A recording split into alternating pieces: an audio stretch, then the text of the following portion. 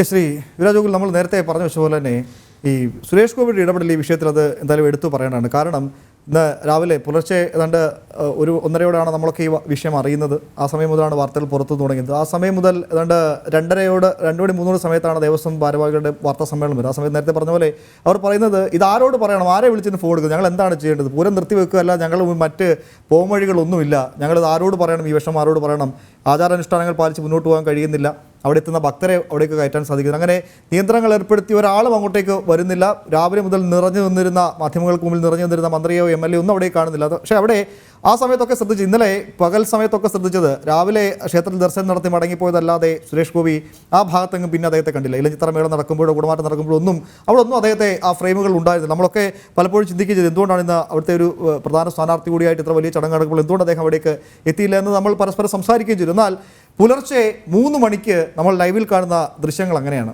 ആ സുരേഷ് ഗോപി ആ ദേവസ്വം ഭാരവാഹികളുടെ അടുത്തേക്ക് എത്തുന്നു. അവിടെ ഇരുന്ന് അവരോട് വളരെ വളരെ പ്രായോഗിക തലത്തിൽ എന്താണ് ഇനി ചെയ്യാൻ സാധിക്കുകയെന്ന് ചർച്ച ചെയ്യുന്നു, അതിന് പരിഹാരം കാണുന്നു. മുടങ്ങിപ്പോയേക്കാമായിരുന്ന പൂരത്തെ വീണ്ടും പകലെങ്കിൽ പകൽ അതിൻ്റെ ചടങ്ങുകൾ പൂർത്തിയാകട്ടെ എന്ന തരത്തിലേക്ക് അവരെ കൊണ്ട് ചിന്തിപ്പിക്കുന്നു. പിന്നീട് കളക്ടർ ഉൾപ്പെടെ വിഷയത്തിലേക്ക് പിന്നീട് വരുന്നു. അങ്ങനെ അദ്ദേഹത്തിനൊരു ഇടപെടൽ അവിടെ ഈ നിമിഷം അത് എടുത്തു പറയേണ്ടിയിരിക്കുന്നു. അല്ല, അത് വളരെ ജെനുവിനായിട്ടുള്ളൊരു മനുഷ്യനാണ് അദ്ദേഹം. വളരെ ജെനുവിനായിട്ടുള്ളൊരു മനുഷ്യൻ എന്ന് പറയുമ്പോൾ നമ്മളൊരു നേതാവ് എങ്ങനെ ആയിരിക്കണം എന്ന് ചോദിക്കുമ്പോൾ ഒരു പ്രശ്നമുണ്ടാകുന്ന സമയത്ത് ഏറ്റവും മുൻപിലുണ്ടാവുകയും എല്ലാവരും സന്തോഷിക്കുന്ന സമയത്ത് എല്ലാവരുടെയും പുറകിൽ നിൽക്കുകയും ചെയ്യുന്ന ഒരാളാണ് ശരിക്കും പറഞ്ഞു കഴിഞ്ഞാൽ നേതാവ് എന്ന് പറയുന്നത്. എല്ലാം വളരെ ഭംഗിയായി നടക്കുന്നു, എല്ലാം നന്നായി നടക്കുന്നു, മീഡിയ മുഴുവൻ അവിടെ നിൽക്കുന്നുണ്ട്. അദ്ദേഹം പ്രഹസനം കാണിക്കാൻ വേണ്ടിയിട്ട് അതിൻ്റെ മുമ്പിൽ ഉണ്ടായിരുന്നില്ല. രാവിലെ മുഴുവൻ കാര്യങ്ങൾ വളരെ ഭംഗിയായി നടക്കുന്ന സമയത്ത് അദ്ദേഹം അല്ലാത്തൊരു സ്ഥലത്തേക്ക് വലിഞ്ഞു നിൽക്കുകയും ആ സമയത്ത് പ്രഹസനം കാണിക്കാൻ വേണ്ടിയിട്ട് ഈ പറയുന്ന കെ മുരളീധരൻ, കുറച്ച് നേരത്തെ കെ മുരളീധരൻ്റെയൊക്കെ പ്രശ്നം അത് തന്നെയാണ്. അദ്ദേഹം ഈ പറയുന്ന പ്രശ്നമുണ്ടാകുന്ന സമയത്ത് അദ്ദേഹം ഇല്ല, അല്ലാത്ത സമയങ്ങളിലൊക്കെ ഇവരുണ്ട്. ഇപ്പോൾ സുരേഷ് ഗോപിയെ സംബന്ധിച്ചിടത്തോളം അതൊരു പ്രഹസനത്തിൻ്റെ വേദിയായിട്ടല്ല അദ്ദേഹം കണ്ടത്. അതുകൊണ്ട് തന്നെ രാവിലെ മുതൽ ഈ വോട്ട് ഉറപ്പിക്കാൻ വേണ്ടിയിട്ട് അല്ലെങ്കിൽ ജനങ്ങളുടെ മുമ്പിൽ ഞാൻ ഇവിടുത്തെ വലിയ ആളാണെന്ന് കാണിക്കാൻ വേണ്ടിയിട്ട് അദ്ദേഹം അവിടെ ഉണ്ടായിരുന്നില്ല. പക്ഷേ MLA മാരെ കാണാതായപ്പോൾ, MP മാരെ കാണാതായപ്പോൾ, കളക്ടറെ കാണാതായപ്പോൾ, പ്രശ്നങ്ങൾ മൊത്തം ഉണ്ടാക്കിയ പോലീസിൻ്റെ കമ്മീഷണറെ കാണാണ്ടായപ്പോൾ കൃത്യമായിട്ട് അദ്ദേഹം വെളുപ്പിനെ 3 മണിക്ക് അദ്ദേഹം അവിടെ എത്തുന്ന സാഹചര്യമുണ്ടായി. എപ്പോഴും സുരേഷ് ഗോപി അങ്ങനെ തന്നെയാണ്. അദ്ദേഹം ജനങ്ങളോട് ഇടപെടുന്നത് എപ്പോഴും ജെനുവിനായിട്ടാണ്. നിങ്ങളുടെ യഥാർത്ഥ പ്രശ്നങ്ങൾ പറയൂ, ഞാൻ അങ്ങോട്ടേക്ക് വരാമെന്നാണ് അദ്ദേഹം പറയുന്നത്. ഇപ്പോൾ കഴിഞ്ഞ ദിവസം അദ്ദേഹത്തിന് വേണ്ടിയിട്ട് തൃശ്ശൂരിലെത്തുമ്പോഴും അദ്ദേഹം പോയി വോട്ട് ചോദിക്കുന്നത് പോലും നിങ്ങൾ എനിക്ക് വോട്ട് ചെയ്യണമെന്ന് പോലും അദ്ദേഹം പറയുന്നില്ല. അദ്ദേഹം പറയുന്നത് എന്താണ്, ഞാൻ ജനങ്ങൾക്ക് വേണ്ടിയിട്ട് പ്രവർത്തിക്കുവാൻ തയ്യാറാണ്, ഞാൻ നിങ്ങൾക്ക് ഓക്കെ ആണ് എന്ന് തോന്നുന്നുണ്ടെങ്കിൽ നിങ്ങൾ വോട്ട് ചെയ്യുക, പക്ഷേ തീർച്ചയായിട്ടും നിങ്ങൾ വോട്ട് ചെയ്യണം എന്നാണ് അദ്ദേഹം ആവശ്യപ്പെടുന്നത്. നിങ്ങൾ പോയിട്ട് വോട്ട് ചെയ്യണം, എനിക്ക് വോട്ട് ചെയ്തില്ലെങ്കിൽ പോലും നിങ്ങൾ പോയി വോട്ട് ചെയ്യണമെന്നാണ് അദ്ദേഹം അവിടെ ആവശ്യപ്പെടുന്നത്. ഞാൻ കണ്ടത്, ഞാൻ ശരിക്കും പറഞ്ഞാൽ ഞെട്ടിപ്പോൾ ഒരു സ്ഥാനാർത്ഥി ഇങ്ങനെയൊക്കെ സംസാരിക്കും. അദ്ദേഹം പറയുകയാണ് നിങ്ങൾ തീർച്ചയായിട്ടും പോകണം, വോട്ട് ചെയ്യണം, അതിൽ ഞാൻ കൊള്ളാമെന്ന് തോന്നുകയാണെങ്കിൽ നിങ്ങൾ എനിക്ക് വോട്ട് ചെയ്യണം എന്നാണ് അദ്ദേഹം പറയുന്നത്. അദ്ദേഹം അത്രയും ജെനുവിനായിട്ടാണ് അദ്ദേഹത്തിൻ്റെ ക്യാമ്പയിനിൽ പോലും ഇടപെടുന്നത്. ആ ജെനുവിനിറ്റി തന്നെയാണ് ഞാനിപ്പോൾ നോക്കുമ്പോൾ ഈ തൃശ്ശൂർ പൂരവുമായി ബന്ധപ്പെട്ടുള്ള ഇടപെടലുകളിൽ നടക്കുന്നത്. ഇപ്പോൾ ഉമേഷ് പറഞ്ഞത് മാത്രമല്ല, ഞാൻ രാവിലെ ഒരു വളരെ പ്രമുഖമായ ഒരു ന്യൂസ് ചാനൽ ഇന്നലെ രാവിലെ കാണുന്ന സമയത്ത് അവരുടെ ഇതിനകത്ത് ഇവിടെ പ്രധാനപ്പെട്ട സ്ഥാനാർത്ഥികളെല്ലാം ഉണ്ട് എന്ന് പറഞ്ഞിട്ട് അവർ അവതരിപ്പിക്കുന്നത് കെ മുരളീധരനെ അവതരിപ്പിച്ചു, സുനിൽകുമാറിനെ അവതരിപ്പിച്ചു, അവിടെ സുരേഷ് ഗോപി ഇല്ല. അപ്പം ഞാൻ മനസ്സിൽ വിചാരിച്ചു ഇവർ പക്ഷപാതപരമായിട്ട് ആയിരിക്കും ഈ റിപ്പോർട്ടിങ് നടത്തുന്നത്, മനഃപൂർവ്വം സുരേഷ് ഗോപി അവോയ്ഡ് നിർത്തുകയാണ്. പിന്നെയാണ് ഞാൻ അന്വേഷിച്ചപ്പോൾ മനസ്സിലായി അദ്ദേഹം ഈ പറയുന്ന ക്യാമറകളുടെ മുമ്പിലല്ലാതെ അദ്ദേഹം മറ്റൊരു സ്ഥലത്ത് നിൽക്കുന്നുണ്ട്, അദ്ദേഹം അവിടേക്ക് തള്ളി കയറി പോകുന്നു, ഇടിച്ചു കയറി പോകുന്നൊന്നുമില്ല. പക്ഷെ 3 മണിക്ക് ഈ പൂരം നിന്നു പോകുന്നു പറയുന്നൊരു സാഹചര്യം ഉണ്ടായപ്പോൾ ആ മനുഷ്യൻ രാവിലെ മുഴുവൻ ഈ മീനവേൽ ചൂടത്ത് ഇത്രയധികം ക്യാമ്പയിൻ നടത്തി തളർന്നു വരുന്ന ആ മനുഷ്യൻ വെളുപ്പിന് 3 മണിയായപ്പോൾ അവിടെ കൃത്യമായിട്ട് എത്തി എന്ന് പറയുന്നതാണ് അദ്ദേഹം എന്ന് പറയുന്ന ആളെ ലീഡറാക്കി മാറ്റുന്നത്. യെസ്, വത്സൻ കൂടി പ്രതികരിക്കാൻ ചേരുന്നുണ്ട്. ശ്രീ വത്സൻ, താങ്കൾ ഈ വിഷയത്തിൽ തുടക്കം മുതൽ ഇടപെട്ട ഒരാളാണ്. നമ്മൾ പലതവണ പറഞ്ഞാണ്, എന്നാൽ പോലും തൃശ്ശൂർ പൂരം എപ്പോഴും പലരുടെയും കണ്ണിൽ കരടായി മാറുന്നു. തൃശ്ശൂർ പൂരവുമായി ബന്ധപ്പെട്ട ആചാരാനുഷ്ഠാനങ്ങളിൽ പലപ്പോഴും പല ഇടപെടലുകൾ ഉണ്ടാകുന്നു. പലപ്പോഴും ഒരു വിവാദത്തിലേക്ക് കാര്യങ്ങൾ ചെന്നെത്തണമെന്ന് ആരൊക്കെയോ ചില തിരക്കഥകൾ തയ്യാറാക്കുന്ന പോലെയൊക്കെ തോന്നുന്നു. താങ്കൾക്ക് എന്താണ് പറയാനുള്ളത്? അത് വളരെ വ്യക്തമാണല്ലോ. ഇന്നലത്തോടുകൂടി അത് തൃശ്ശൂരിലെ രാഷ്ട്രീയത്തിന് അതീതമായ മുഴുവൻ പൗരാവലിക്ക് ബോധ്യമായിരുന്നു. നേരത്തെ ഹിന്ദു ഐക്യവേദി പോലുള്ള സംഘടനകൾ പറയുന്ന സമയത്ത് അത് അതിനെ അംഗീകരിക്കാത്തവരും ഉൾക്കൊള്ളാത്തവരും ഇന്നലത്തെ പോലീസിന്റെയും സർക്കാരിന്റെയും അധികൃതരുടെയും തൃശ്ശൂർ പൂരത്തിന്റെ ഇടയിലുണ്ടായ അനാവശ്യമായ ഇടപെടലുകൾ ആ ഇടപെടലുകളും നിയന്ത്രണങ്ങളും കണ്ടപ്പോ അത് അവർക്ക് ബോധ്യമായി. ഇപ്പൊ മടത്തിൽ വരവ് എന്ന് പറഞ്ഞാൽ തൃശ്ശൂർ പൂരത്തെ സംബന്ധിച്ചിടത്തോളം അതിപ്രധാനമായ ഒരു ചടങ്ങാണ്. അതിനെ തടഞ്ഞ് അതിൽ പങ്കെടുത്തവർക്ക് നേരെ ലാത്തി ചാർജ് നടത്തുക എന്ന് പറഞ്ഞാൽ എവിടെയാണ് ഈ ആചാരങ്ങളോടും അനുഷ്ഠാനങ്ങളോടും അതുപോലെ തന്നെ ഹിന്ദു വിശ്വാസങ്ങളോടൊക്കെയുള്ള ഈ സർക്കാരിന്റെ നയം അതിൽ നിന്ന് തന്നെ വ്യക്തമല്ലേ? അപ്പൊ ഇത് ഒറ്റപ്പെട്ട ഒരു സംഭവമല്ല. തൃശ്ശൂർ പൂരം എന്ന് പറയുന്നത് ലോകത്തെമ്പാടുമുള്ള മലയാളികൾക്ക് തന്നെ അഭിമാനകരമായിട്ടുള്ള ഒന്നാണ്. പക്ഷെ അത് അവിടുത്തെ ക്ഷേത്രങ്ങളുമായി ബന്ധപ്പെട്ട ഘടക പൂരങ്ങളും ക്ഷേത്രങ്ങളുമായി ബന്ധപ്പെട്ട ആചാരാനുഷ്ഠാനങ്ങളുമായി ബന്ധിതമായിട്ടുള്ള ഒരു പരിപാടിയാണ്. അത് മാറ്റിയിട്ട് അത് ഒരു ടൂറിസമായിട്ട് അല്ലെങ്കിൽ ടൂറിസത്തിനെ പ്രോത്സാഹിപ്പിക്കുന്ന ഒന്നാക്കി മാറ്റണം എന്നുള്ളതാണ് ഇതിന് പുറകിലുള്ള അജണ്ട. ക്ഷേത്രം, വിശ്വാസം, ആചാരം, അനുഷ്ഠാനങ്ങൾ അതിൽ നിന്ന് പൂരത്തെ അടർത്തി മാറ്റിയെടുത്ത് പൂരം എന്ന് പറയുന്നത് ഒരു ആൾക്കൂട്ടത്തെയും അതുപോലെ തന്നെ ടൂറിസ്റ്റുകളെയും ആകർഷിക്കാനുള്ള ഒന്നാക്കി മാറ്റണം എന്നുള്ള ഒരു താല്പര്യത്തിന്റെ അടിസ്ഥാനത്തിലാണ് ഇതിന് ഓരോന്നേ വർഷത്തിനെ ഇല്ലാതാക്കാൻ വേണ്ടിയിട്ടുള്ള പരിശ്രമം നടത്തുന്നത്. അപ്പോ അത് എതിർക്കപ്പെടേണ്ട ഒരു കാര്യമാണ്. ഇന്നലെ ഇപ്പോ നടന്ന സംഭവം മാത്രമല്ല, പൂരം ആരംഭിക്കുന്നതിന് മുമ്പ് തന്നെ ഈ പൂരത്തിന്റെ ആചാരാനുഷ്ഠാനങ്ങളെ ഞെരുക്കാനും ഇല്ലാതാക്കാനുള്ള പരിശ്രമം നടന്നിരുന്നു. ശബരിമലയിൽ നമ്മളത് കണ്ടതാണ്, പല ക്ഷേത്രങ്ങളിലും അത് കണ്ടുകൊണ്ടിരിക്കുകയാണ്. അപ്പൊ ഇത് അംഗീകരിച്ചു കൊടുക്കാൻ പറ്റുന്നതല്ല. ഭക്തജനങ്ങൾ, വിശ്വാസികൾ ഇത്തരം കാര്യങ്ങൾക്കെതിരെ ജാഗ്രതയോടുകൂടി ഉണർന്ന് അതിശക്തമായ പ്രതികരണം നടത്തേണ്ടതുണ്ട്. ഹിന്ദു ഐക്യവേദികളുടെ സംഘടനകൾ ഇന്നലെ തന്നെ ഈ പ്രശ്നത്തിൽ ഇടപെട്ടിട്ടുണ്ട്. അത് അധികൃതരോട് വ്യക്തമാക്കുകയും ചെയ്തിട്ടുണ്ട്. ഇന്നലെ കളക്ടറും അതുപോലെ തന്നെ മറ്റ് അവിടെ ഉണ്ടായിരുന്ന പോലീസ് ഉദ്യോഗസ്ഥന്മാരുമായിട്ടുള്ള ചർച്ചയിലും ദേവസ്വങ്ങളും ദേവസ്വവും അതുപോലെ തന്നെ പാറമേക്കാവ് ദേവസ്വത്തിന്റെയും പ്രതിനിധികളും അതുപോലെ തന്നെ ഹൈന്ദവ സംഘടനാ പ്രതിനിധികളും ആവർത്തിച്ചുന്നയിച്ച ഒരു കാര്യമാണ്. അടുത്ത വർഷം ഈ ക്ഷേത്രത്തിൽ തൃശ്ശൂർ പൂരം നടക്കുന്ന സമയത്ത് ഇതുപോലെ ഒരു തരത്തിലുള്ള ഇടപെടലും ഉണ്ടാകാൻ പാടില്ല എന്ന് കർക്കശമായി തന്നെ നിലപാടെടുത്തിട്ടുണ്ട്. അത്തരം ഒരു ഉറപ്പിന്റെ അടിസ്ഥാനത്തിലാണ് പൂരം തുടരാനും അതുപോലെ തന്നെ വെടിക്കെട്ടിൽ പങ്കെടുക്കാനും തിരുവമ്പാടി ദേവസ്വം സമ്മതിച്ചിട്ടുള്ളത്. അപ്പൊ അതുകൊണ്ട് സുരേഷ് ഗോപിയെ പോലുള്ള ഒരാളുടെ സമയോചിതമായ ഇടപെടലിനെ തുടർന്നാണ് ആ പ്രശ്നം അവിടെ രമ്യമായി പരിഹരിച്ചിരുന്നത്. വളരെ പ്രകോപനപരമായ സമീപനമാണ് അധികാരികളുടെ ഭാഗത്തുനിന്നുണ്ടായത്, പോലീസിന്റെ ഭാഗത്തുനിന്നുണ്ടായത്. അതുകൊണ്ട് തന്നെ അവിടുത്തെ ദേവസ്വത്തിന്റെ ആളുകൾ, ആ പ്രദേശത്തെ ഭക്തജനങ്ങൾ മുഴുവനും പ്രതിഷേധത്തിലായിരുന്നു. ആ പ്രശ്നം പരിഹരിക്കാൻ വേണ്ടി സുരേഷ് ഗോപി നടത്തിയ സമർത്ഥമായ ഇടപെടലുകൾ കൊണ്ട് മാത്രമാണ് നമ്മൾ പകലാണെങ്കിലും ആ വെടിക്കെട്ടും മറ്റും കാര്യങ്ങളൊക്കെ നടത്താൻ സാധിച്ചത്. അപ്പൊ അതുകൊണ്ട് ഇത് തുടർച്ചയായി ഈ കാര്യങ്ങൾ നടക്കുന്നതിനെതിരായിട്ടുള്ള ഭക്തജനങ്ങളുടെ ഒരു വികാരമാണ് അവിടെ പ്രകടമായത്. ഇത് ആവർത്തിക്കുകയാണെങ്കിൽ അതിശക്തമായ പ്രതിഷേധവും പ്രക്ഷോഭവും ഉണ്ടാവും. പ്രധാനമായും ശ്രീ വസന്തഗിരി ചൂണ്ടിക്കാട്ടുന്ന അവിടെ കമ്മീഷണർ എടുത്തൊരു നിലപാട്, അല്ലെങ്കിൽ കമ്മീഷണറുടെ ഒരു ഉത്തരവ്, അദ്ദേഹം പറഞ്ഞ നിർദ്ദേശങ്ങൾ പാലിക്കുന്നു പോലീസ് ഉദ്യോഗസ്ഥർ എന്നാണ് താഴെത്തട്ടിലുള്ള പോലീസ് ഉദ്യോഗസ്ഥർ പലരോടും നമുക്കും വ്യക്തമായി അറിയുന്ന ചില പോലീസ് ഉദ്യോഗസ്ഥരൊക്കെ സംസാരിക്കുമ്പോൾ അവരും പറയുന്നത് അങ്ങനെയാണ്. അങ്ങനെ ഒരു ഉദ്യോഗസ്ഥന് മാത്രം എടുക്കാൻ കഴിയുന്ന ഒരു തീരുമാനമായി ഇതിനെ കാണാൻ സാധിക്കും. ഒന്ന്, രണ്ടാമതൊരു കാര്യം, പോലീസിൻ്റെ ഇടപെടൽ തന്നെയാണ് പലപ്പോഴും വലിയ പ്രശ്നങ്ങൾ സൃഷ്ടിച്ചതെന്ന് അവിടെ എത്തിയ ആളുകൾ, അവിടുത്തെ ചില പ്രാദേശികമായുള്ള തദ്ദേശ സ്വയംഭരണ സ്ഥാപനങ്ങളിലെ കൗൺസിലർമാർ പറയുന്നു. അവിടെ എത്തിയ പ്രധാനപ്പെട്ട ക്ഷണിക്കപ്പെട്ട വ്യക്തികൾ പറയുന്നു. അവിടെ ക്ഷേത്ര മൈതാനം അല്ലെങ്കിൽ ക്ഷേത്രത്തിൻ്റെ മതിലകം പൂർണ്ണമായും ഒഴിഞ്ഞു കിടക്കുമ്പോൾ പോലും അവിടെ അനാവശ്യ നിയന്ത്രണങ്ങൾ പോലീസ് അങ്ങനെ ഏർപ്പെടുത്തുകയാണ്. അത് ഇത്തരം കാര്യങ്ങൾ തീരുമാനമെടുക്കാൻ ഒന്നോ രണ്ടോ പോലീസ് ഉദ്യോഗസ്ഥർക്ക് മാത്രം കഴിയുമോ? തീർച്ചയായിട്ടും കഴിയില്ല. അത് മുകളിൽ നിന്നുള്ള കൃത്യമായ നിർദ്ദേശത്തിന്റെ അടിസ്ഥാനത്തിൽ മാത്രമാണ് ഇത് നടക്കുന്നത്. അല്ലാതെ ഒരു പോലീസ് ഇതിപ്പം പൂരത്തെ സംബന്ധിച്ചിടത്തോളം നിരവധി അവലോകന യോഗങ്ങൾ നേരത്തെ നടക്കുന്നുണ്ട്. മന്ത്രി തന്നെ നേരിട്ട് പങ്കെടുത്തുകൊണ്ടുള്ള അവലോകന യോഗങ്ങൾ നടന്നിട്ടുണ്ട്. മുൻവർഷത്ത് ഇതുപോലെയുള്ള അനിഷ്ട സംഭവങ്ങളും അതുപോലെ തന്നെ ആചാരാനുഷ്ഠാനങ്ങളുടെ ഇടപെടലും പോലീസിന്റെ തെറ്റായ നീക്കങ്ങളും ആദ്യത്തെ യോഗങ്ങളിൽ തന്നെ ദേവസ്വം ചൂണ്ടിക്കാണിച്ചാണ്. അത് ഒഴിവാക്കാമെന്ന് പറഞ്ഞാണ്. പക്ഷെങ്കില് വീണ്ടും അത്തരം നിയന്ത്രണങ്ങൾ കടുപ്പിക്കുന്നു എന്ന് പറയുമ്പോൾ അതിനർത്ഥം ഏതെങ്കിലും പോലീസ് ഓഫീസറോ അല്ലെങ്കിൽ കമ്മീഷണറോ അവരൊക്കെ ഇതിന്റെ ഉപകരണങ്ങൾ മാത്രമാണ്, ചട്ടുകങ്ങൾ മാത്രമാണ്. ഇത് ഞാൻ നേരത്തെ സൂചിപ്പിച്ചതുപോലെ ഇത്തരം കാര്യങ്ങളൊക്കെ അലങ്കോലമാക്കണം എന്ന് അതൊരു നയമായും പരിപാടിയായും അജണ്ടയായും മാറ്റിയ ഭരണകൂടത്തിന്റെ കേവല ഉപകരണങ്ങൾ മാത്രമാണ് ഈ കമ്മീഷണറും മറ്റ് കലക്ടറൊക്കെ. അതുകൊണ്ട് അത്തരം ഉദ്യോഗസ്ഥന്മാരുടെ ഭാഗത്തുനിന്നുള്ള നിലപാട് ഇനി അത്തരം തെറ്റായ നിർദ്ദേശങ്ങൾ ഉണ്ടാകുന്ന സമയത്ത് എന്താണ് യാഥാർത്ഥ്യം എന്ന് കരുതിയിട്ട് വേണ്ടേ അവർ പെരുമാറാൻ പ്രവർത്തിക്കാൻ. അതില്ലാത്തതിന്റെ ഭാഗമാണ് ഇപ്പൊ ഇന്ന് അവിടെ വെടിക്കെട്ട് നടക്കുന്ന സമയത്ത് ജനങ്ങൾ മുഴുവനും അതിന്റെ ക്ഷേത്രത്തിന്റെ പരിസരത്തുണ്ടായിരുന്നു. ഒരു പ്രശ്നമില്ലാതെ വളരെ ശാന്തമായിട്ട് ആ കാര്യങ്ങൾ നടന്നല്ലോ. അപ്പൊ ഇതേ വേണ്ടിയിരുന്നുള്ളൂ. ഇന്നലെ രാത്രി ഈ ഭയാനകമായ അന്തരീക്ഷത്തിൽ സൃഷ്ടിക്കേണ്ട യാതൊരു സാഹചര്യം ഉണ്ടായിരുന്നില്ല. അപ്പൊ അതുകൊണ്ട് ഇന്നത്തെ ആ ലക്ഷക്കണക്കിന് ആളുകൾ തടിച്ചുകൂടിയിട്ടും വളരെ ശാന്തമായ കാര്യങ്ങൾ നടന്നല്ലോ. ഇപ്പൊ പോലീസ് ഇന്നലെ എടുത്ത എല്ലാ നടപടികളും തെറ്റായിരുന്നു എന്നല്ലേ ആയിരുന്നു തെളിയുന്നത്. ജനങ്ങൾ വന്നുകൊണ്ടെന്ന പ്രശ്നം ഉണ്ടായിട്ടുള്ളത്.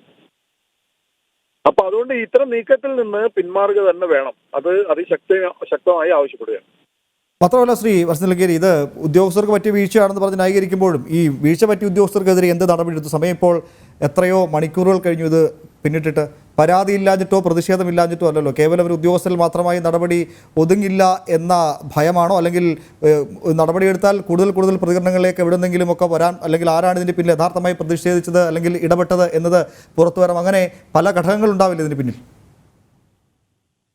അല്ല, ചുരുങ്ങിയത് ഒരു ഭരണകൂടത്തിന് ഇക്കാര്യത്തിൽ എന്തെങ്കിലും ഒരു പ്രതിബദ്ധതയും ഉത്തരവാദിത്വം ഉണ്ടെങ്കിൽ ആരാണോ ഇതിന് പുറകിൽ പ്രവർത്തിച്ചത് അവർക്കെതിരായിട്ട് നടപടിയെടുക്കണം. ഇത് നിസ്സാരമായ കാര്യമല്ല.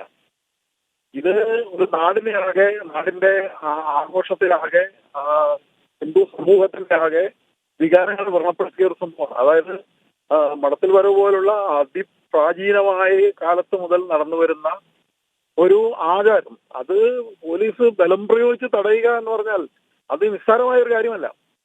അപ്പൊ അതിന് ഉത്തരവാദികളായ ആളുകൾ ആരാണോ അവർക്കെതിരായിട്ട് നടപടിയെടുക്കണം. അങ്ങനെ നടപടിയെടുക്കാൻ എന്തുകൊണ്ടാണ് അറക്കുന്നത്? അവിടെയാണ് സംശയങ്ങൾ വരുന്നത്. നടപടിയെടുക്കേണ്ട ആളുകൾ ഇത്തരം തെറ്റായ നീക്കങ്ങൾക്ക് അവരെ പ്രേരിപ്പിച്ചത് എന്ന സംശയം വരുന്നത്, ന്യായമായ സംശയം വരുന്നത് അതുകൊണ്ട് തന്നെയാണ്.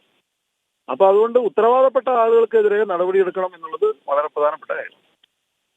യെസ്, വളരെ നന്ദി ശ്രീ വർഷനിലങ്കേരി പ്രതികരിച്ചതിന്. ശ്രീ വിരാജ്, ഒറ്റ കാര്യം കൂടി, ഈ തൃശ്ശൂർ പൂരം പോലെ ഇത്ര വലിയ ഒരു ക്യാൻവാസിൽ നടക്കുന്ന, ലോകം മുഴുവൻ ശ്രദ്ധിച്ച് ഇങ്ങനെ നോക്കിക്കാണുന്ന, കേരളത്തിലേക്ക് ധാരാളം യാത്രക്കാരെ വിദേശികളെയൊക്കെ ആകർഷിക്കുന്ന, നമ്മുടെ സാംസ്കാരിക തനിമയായി ഇങ്ങനെ ഉയർത്തിക്കാട്ടാൻ കഴിയുന്ന ഒരു ക്ഷേത്ര ആചാര ചടങ്ങാണെങ്കിൽ പോലും അതിലുപരി അവിടെ ഹിന്ദുക്കൾ മാത്രമല്ല എത്തുന്നത്, നാനാ മതവിശ്വാസികൾ അവിടേക്ക് എത്തുന്നുണ്ട് ഈ ആചാരാനുഷ്ഠാനങ്ങൾ കാണാൻ, വാദ്യമേളങ്ങൾ ആഘോഷിക്കാൻ, ആനകളെ കാണാൻ. അങ്ങനെ ആ പൂരത്തെത്തുന്ന പലർക്കും പലവിധ ആഗ്രഹങ്ങളാകും, എത്തുന്ന പലരും പല ആസ്വാദകരാണ്.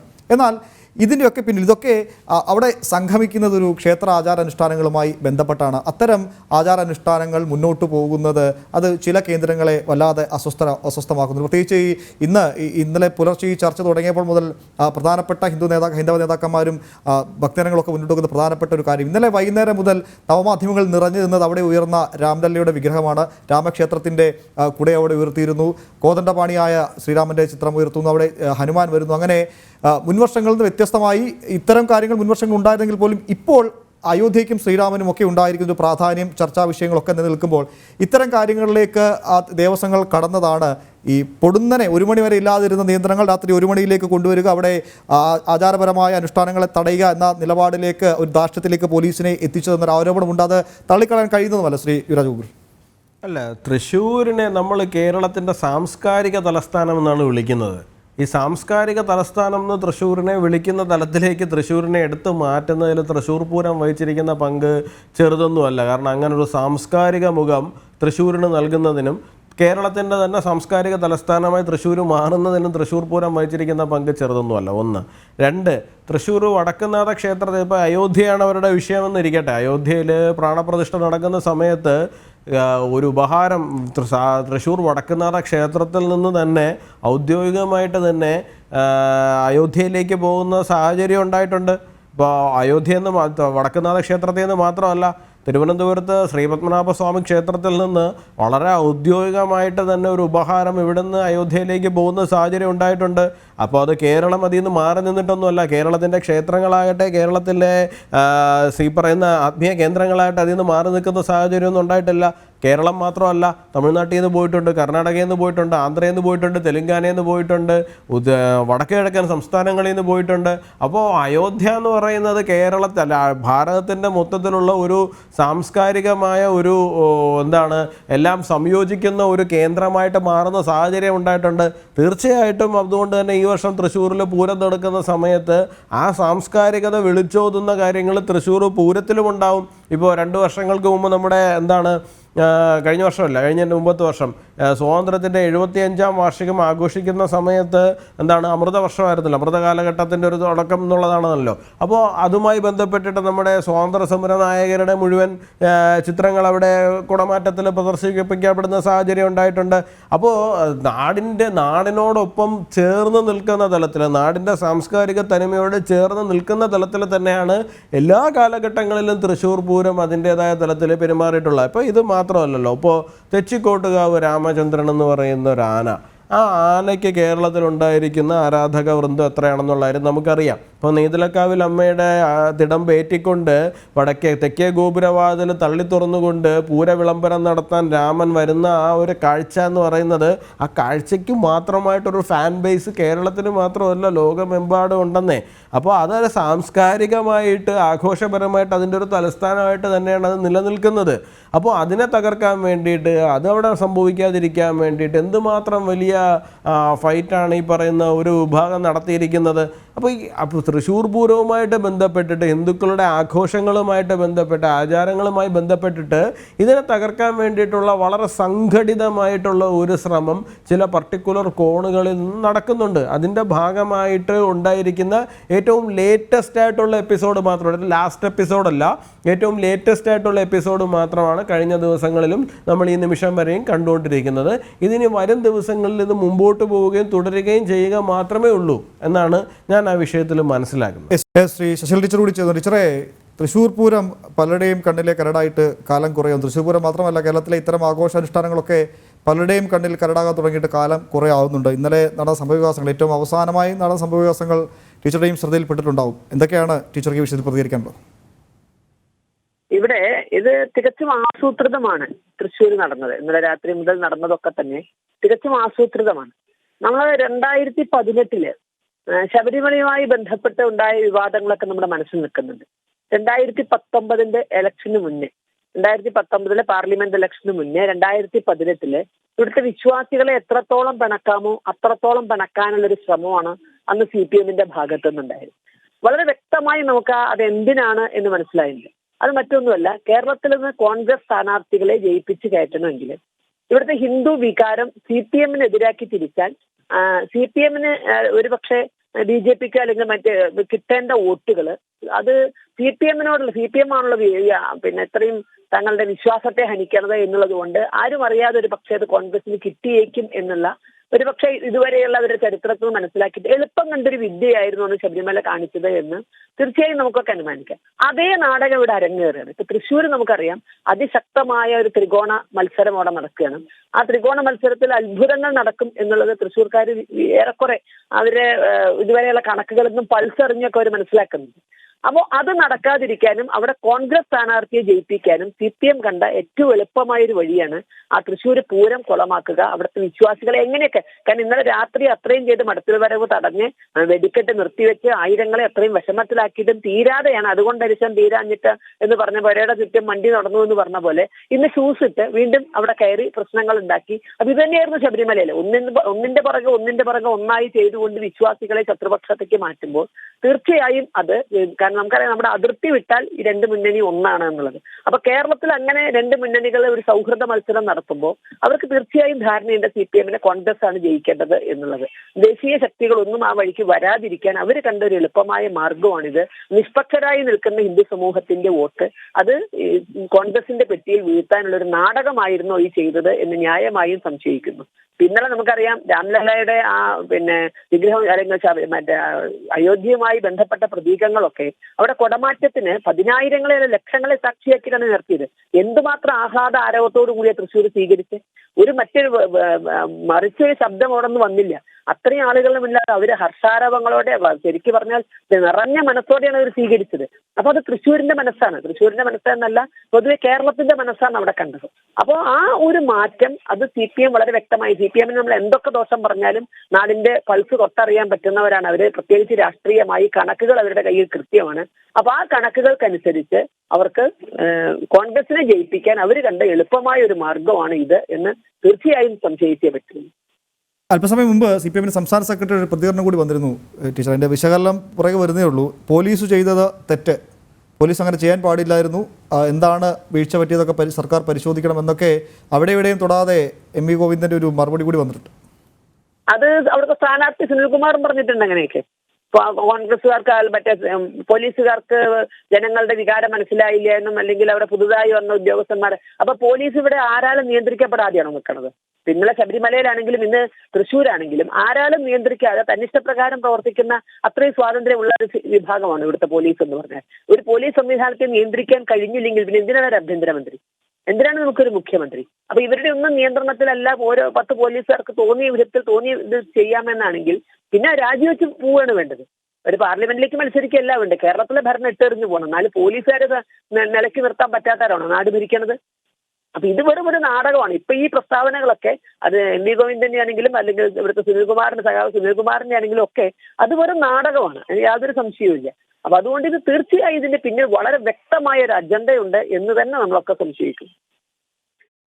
ഇത്രയും ഒരു അജണ്ട ഉണ്ടെങ്കിൽ പോലും വീഴ്ച പറ്റിയ ഉദ്യോഗസ്ഥർക്കെതിരെയോ അല്ലെങ്കിൽ അതുമായി ബന്ധപ്പെട്ട ആൾക്കെതിരെയോ ഒരു നടപടി എടുത്തിട്ടില്ല. മാത്രമല്ല ഒന്ന് വിശകലനം നടത്താൻ പോലും ഈ സുനിൽകുമാർ ആണെങ്കിലും മന്ത്രി പി രാജീവ് ഉൾപ്പെടെയുള്ള ആളുകളാണെങ്കിലും ഒന്നും കാര്യമായ പ്രതികരണങ്ങളൊന്നും ആ ഭാഗത്തുനിന്ന് വരുന്നില്ല. എന്തൊക്കെയോ പറഞ്ഞ് പോലീസിനെ കുറ്റം പറയുന്നത് അങ്ങനെ പോകുന്നല്ലാതെ എന്താണ് സംഭവിച്ചത് അല്ലെങ്കിൽ വീഴ്ച പറ്റിയ ആൾക്കെതിരെ നടപടി ഉണ്ടാകും എന്ന തരത്തിലേക്ക് ഒരു പ്രതികരണം വരികയോ നടപടി ഉണ്ടാകുകയോ ഒന്നും ചെയ്യുന്നില്ല. അതിൻ്റെ പശ്ചാത്തലത്തിൽ കൂടിയാണ് ചോദിക്കുന്നത്, ഹിന്ദു ഐക്യവേദി ഉൾപ്പെടെയുള്ള ഹിന്ദു സംഘടനകൾ ഏതെങ്കിലും തരത്തിലുള്ള പ്രക്ഷോഭ പരിപാടികളിലേക്ക്, പ്രത്യേകിച്ച് തൃശ്ശൂരിൽ ഒറ്റപ്പെട്ട സംഭവമല്ല, തൃശ്ശൂർ ഏറ്റവും അവസാനത്തെ ആണെന്ന് മാത്രമേ പറയാൻ സാധിക്കൂ. ഇതിന് മുൻപ് ഇതിന് ശേഷവും പലതും ഇനി നടക്കാനുണ്ട്.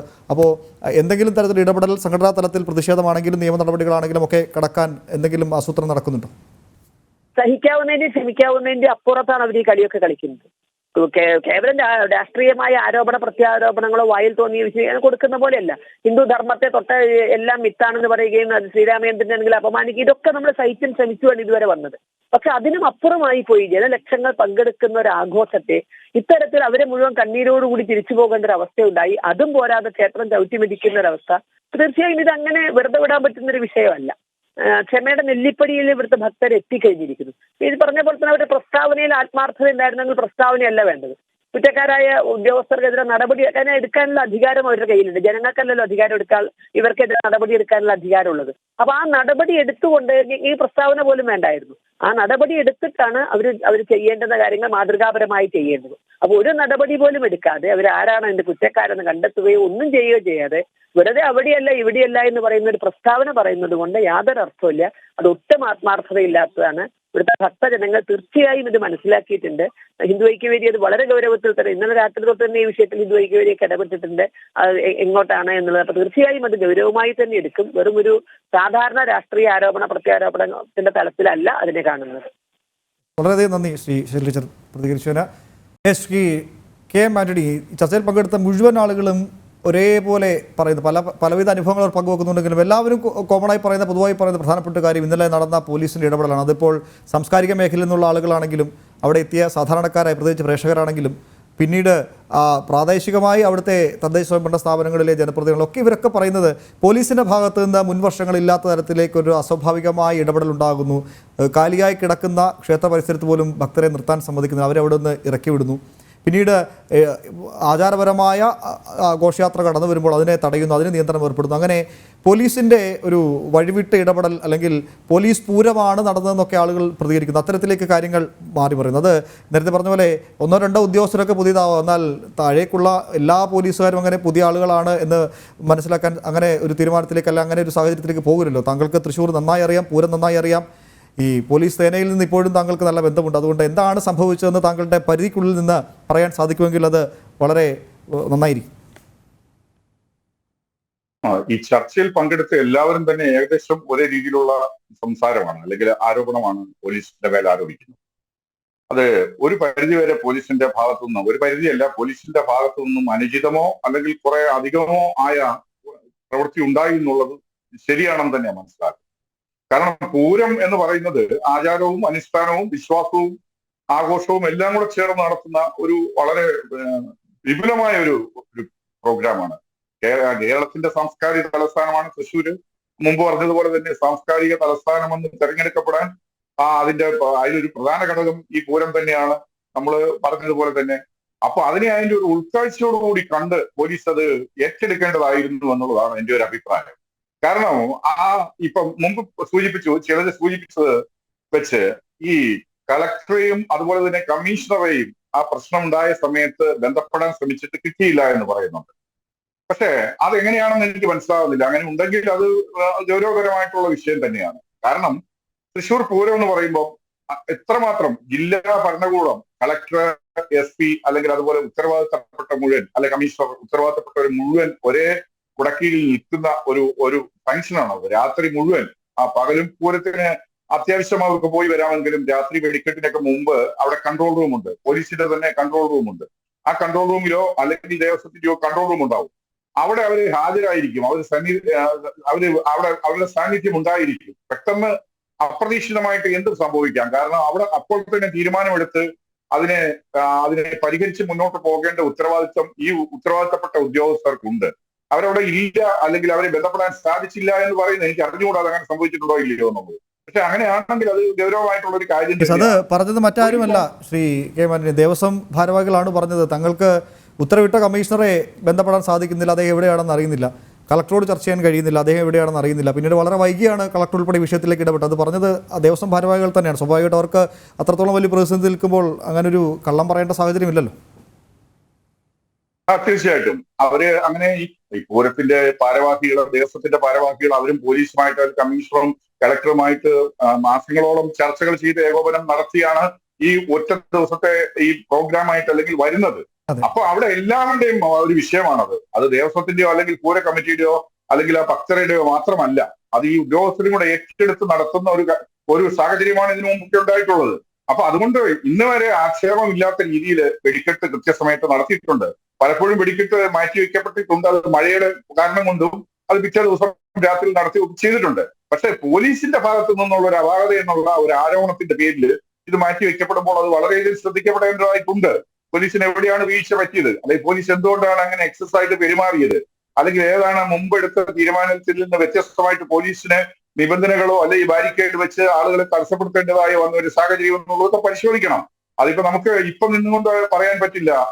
ആ സമയത്ത് എന്താണോ അവിടെ ഉണ്ടായിട്ടുള്ളത് എന്നുള്ളത് മനസ്സിലാക്കണം. അതുപോലെ തന്നെ വെടിക്കോപ്പുകൾ സൂക്ഷിച്ചിരിക്കുന്ന പോലെ വെടിപ്പുര അവിടെ അത് പൂട്ടുവാനുണ്ടായ സാഹചര്യം, അങ്ങനെയൊക്കെ ഒരു ഘട്ടത്തിലേക്ക് കടന്നു പോകണമെങ്കിൽ അത് ഗൗരവമായിട്ടുള്ള ഒരു കാര്യം തന്നെയാണ്. അതെല്ലാം ഒരുമിച്ച് തമ്മിൽ സംസാരിച്ച് തീർക്കാൻ പറ്റുന്ന ആ ഒരു വിഷയം മാത്രമേ ഉള്ളൂ. ഇതിന്റെ ഭാരവാഹികളും ഉത്തരവാദിത്തപ്പെട്ട ദേവസ്വത്തിന്റെയും അല്ലെങ്കിൽ പൂര കമ്മിറ്റിയുടെ ആളുകളും എല്ലാം പറഞ്ഞാൽ മനസ്സിലാകുന്ന അല്ലെങ്കിൽ പരസ്പരം ഒരു സംഘർഷമോ അല്ലെങ്കിൽ ഒരു തർക്കമോ വരാത്ത രീതിയിൽ പരിഹരിച്ചു പോരുന്ന ഒരു ആളുകളായിട്ട് തന്നെയാണ് എന്റെ അനുഭവത്തിൽ ഞാൻ മനസ്സിലാക്കിയിട്ടുള്ളത്. കാരണം പരസ്പരം ബഹുമാനിച്ച് പരസ്പരം ആശയവിനിമയം നടത്തി തീരുമാനത്തിലെത്തി ഭംഗിയായി പൂരം നടത്തി പൂർത്തീകരിക്കുക എന്നുള്ളത് തന്നെയാണ് എന്നും എക്കാലവും കണ്ടുകൊണ്ടിരിക്കുന്നത്. പക്ഷെ ഇന്നലെ രാത്രി എന്ത് സംഭവിച്ചു എന്നുള്ളതിനെ സംബന്ധിച്ച് വളരെയധികം അത് എന്താണത് ചിന്തിക്കേണ്ട കാര്യമാണ്. അതിനെപ്പറ്റി ഗൗരവമായിട്ട് അന്വേഷണം നടത്തേണ്ട കാര്യമാണ്. അതിനുണ്ടായ സാഹചര്യങ്ങൾ അതല്ലെങ്കിൽ അത് മറ്റേതെങ്കിലും രീതിയിലുള്ള ആക്ഷേപങ്ങളിലേക്ക് അത് കടക്കുന്നതിനേക്കാൾ ഇപ്പൊ മറ്റൊരു കാര്യം ഞാൻ മുമ്പ് പറഞ്ഞതുപോലെ തന്നെ പരിചയസമ്പന്നരല്ലാത്ത ഉദ്യോഗസ്ഥരാണ് ഇന്നിപ്പോ ഉള്ളത് പലരും. കാരണം എന്താണ്, ആദ്യമായി തന്നെ പൂരം ഡ്യൂട്ടി ചെയ്യുന്നവരായിരിക്കാം ചിലപ്പോൾ ഉള്ളത്. അവർക്ക് പൂരം എന്താണെന്നോ അല്ലെ പൂരത്തിന്റെ പ്രാധാന്യം എന്താണെന്നോ അതിന്റെ ഭംഗിയായി നടത്തിപ്പിന് വേണ്ടുന്ന സാഹചര്യങ്ങൾ എങ്ങനെയാണ് സൃഷ്ടിക്കുന്നതെന്നോ ഒന്നും അറിഞ്ഞുകൂടാത്തവരായിരിക്കും. അതെല്ലാം മുൻ കാലഘട്ടങ്ങളിൽ പരിചിതരായ ഉദ്യോഗസ്ഥർ തന്നെയായിരിക്കും ഇതിന്റെ ചുമതല. ശ്രീ കെ എം ആന്റണി, അപ്പോഴും അവിടെ ഒരു പ്രശ്നമുണ്ടല്ലോ ശ്രീ കെ എം. ഞാൻ താങ്കളെ എതിർക്കാൻ വേണ്ടി പറയുന്നതല്ല. പരിചയസമ്പന്നരല്ലാത്ത പോലീസ് ഉദ്യോഗസ്ഥരാണെങ്കിൽ പോലും അവർ സർക്കാരിൻ്റെ സ്റ്റേറ്റിൻ്റെ ഭാഗമായി അവിടെ സുരക്ഷാ ചുമതല വഹിക്കാൻ വേണ്ടി എത്തുന്ന ആളുകളാണ്. തൃശ്ശൂർ പൂരത്തെ എത്രത്തോളം ഗൗരവത്തിൽ കൈകാര്യം ചെയ്യണമെന്ന് അവർ ഗ്രഹപാഠം നടത്തിയിട്ടില്ലെങ്കിൽ അത് പോലീസിൻ്റെ വീഴ്ച തന്നെയാണ്. അത് തള്ളിക്കളയാൻ സാധിക്കില്ല. അതൊന്ന്. രണ്ട്, പിന്നെ ഈ ഒരൊറ്റ ദിവസം കൊണ്ട് താങ്കൾ അവിടെ തൃശ്ശൂർ പൂരം നടക്കുന്ന മേഖലയിൽ തന്നെ സുരക്ഷാ ചുമതല വഹിച്ചിട്ട് ഉദ്യോഗസ്ഥനാണ്. ഒന്ന്, അവിടെ തൃശ്ശൂർ പൂരം എന്ന ഒറ്റ രാത്രി കൊണ്ട് ആസൂത്രണം ചെയ്ത് നടപ്പിലാക്കുന്നതല്ലോ, ദിവസങ്ങളോളം നീണ്ടു നിൽക്കുന്ന ആസൂത്രണം അതിന് പിന്നിലുണ്ട്. അപ്പോൾ അതിലൊക്കെ പങ്കാളികളായ ഉദ്യോഗസ്ഥർ ഇപ്പോഴും അവിടെയുണ്ട്. അപ്പോൾ അത്തരം കാര്യങ്ങൾ ഏകോപിപ്പിച്ച് മുന്നോട്ട് കൊണ്ടുപോകേണ്ട അല്ലെങ്കിൽ കൃത്യമായ നിർദ്ദേശങ്ങൾ നൽകി മുന്നോട്ട് കൊണ്ടുപോകേണ്ട ആളുകൾക്ക് മനഃപൂർവ്വമോ അല്ലാതെയോ പറ്റിയ വീഴ്ച അത് പക്ഷേ ഇപ്പോഴും അത് സംബന്ധിച്ചിട്ടില്ല. എവിടെയാണ് എന്താണ് പിഴവ് പറ്റിയതെന്ന് സംബന്ധിച്ചില്ല. അപ്പോൾ അത്തരം ഒരു വീഴ്ച എവിടെയൊക്കെയോ പറ്റിയിട്ടുണ്ട്, അത്രയും ചില പോരായ്മകൾ എവിടെയൊക്കെയോ പറ്റിയിട്ടുണ്ടെന്ന് അംഗീകരിക്കേണ്ടി വരില്ലേ? അല്ല, തെറ്റുകൾ പറ്റിയിട്ടുണ്ടെന്നുള്ളത് ഞാൻ അംഗീകരിച്ചു. കാരണം അത് ഏത് സാഹചര്യത്തിലാണ് ഒറ്റ കമാൻഡിൽ ജോലി ചെയ്യുന്ന അല്ലെങ്കിൽ ഡ്യൂട്ടി ചെയ്യുന്ന ഉദ്യോഗസ്ഥരാണ് പോലീസ് എന്ന് പറയുന്നത്. അതിപ്പോ കമ്മീഷണർ ആയിക്കോട്ടെ, അതിന് മുകളിലുള്ള ഉദ്യോഗസ്ഥരായിക്കോട്ടെ, ആരാണോ അത് കമാൻഡ് ചെയ്യുന്നത്, സാഹചര്യത്തിനനുസരിച്ച് ചിലപ്പോൾ വിഷയങ്ങൾ വരുമ്പോൾ താഴെയുള്ള പോലീസുകാർ റിപ്പോർട്ട് ചെയ്യുന്നതനുസരിച്ച് മുകളിൽ നിന്ന് നിർദ്ദേശങ്ങൾ വരാറുണ്ട്. അപ്പൊ ആ രീതിയിലാണോ ഇത് സംഭവിച്ചിരിക്കുന്നത് ഉള്ളതാണ് നമ്മൾ നോക്കേണ്ടത്. പിന്നെ ഈ മുന്നൊരുക്കങ്ങൾ എങ്ങനെയൊക്കെ നടത്തി എന്നുള്ളതാണ്. ഇവരെ ഏതൊക്കെ കാര്യങ്ങളിൽ ഓരോ സാഹചര്യത്തിലും എന്ത് സംഭവിക്കും, വെടിക്കെട്ടിന് മുമ്പായിട്ടുള്ള മുന്നൊരുക്കം എന്താണ് വേണ്ടത്, അതിന്റെ സുരക്ഷാ പദ്ധതികൾ എങ്ങനെയാണ് എന്നുള്ളതൊക്കെ അവർ എത്രമാത്രം ഗൗരവത്തോടെ ഇതിനെ കണ്ടു എന്നുള്ളതിലാണ് എനിക്ക് സംശയമുള്ളത്. കാരണം ഞാനിപ്പോ അതിനകത്ത് ഏതെങ്കിലും രീതിയിലുള്ള ഒരു മറ്റ് ഇടപെടലുകൾ ഉണ്ടെന്നോ ഇല്ലെന്നോ ഒന്നും ഞാൻ പറയാൻ തയ്യാറാവുന്നില്ല.